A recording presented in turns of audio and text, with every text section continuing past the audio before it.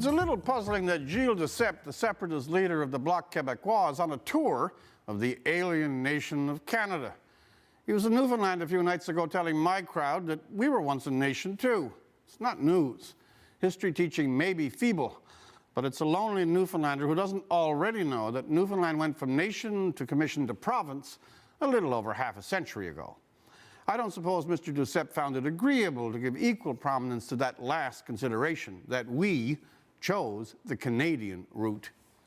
It's natural for Mr. Duceppe to tell Newfoundlanders we can separate, but awkward, I suppose, that Newfoundland actually made the choice to join.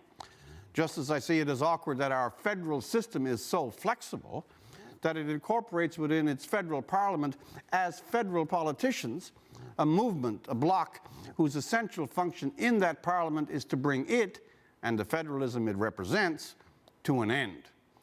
Those who recall Lincoln's prophetic words, "A house divided against itself cannot stand," must sometimes wonder how federal Canada can be so broad about its own interests. The existence of the bloc in the federal parliament, apart from being, in my view, a constitutional oxymoron, an electoral contradiction in terms, is, however, now sanctioned by time and usage. We've grown accustomed to their place. We wear the oxymoron, federal parliament separatists, as one of those badges of extended tolerance Canadians strangely cherish. I doubt, however, that Mr. Duceppe's tour will deal with how a band of separatists in a federal parliament works inescapable injury to our federal system, how the existence of a sovereigntist movement in federal elections almost necessarily impedes the formation of real national governments, certainly of representative majorities, or how our federal parliament has to work around a concentrated grouping of dedicated separatists whom Duceppe recently and absurdly likened to the French resistance of the Second World War, work around them in forging genuine national federal policies. This is one of the epic curiosities of that broad tolerance. We actively subsidize the weakening of our own federal system. We pay federal salaries and offer federal pensions to activist anti-federalists. There's something of a game about all this.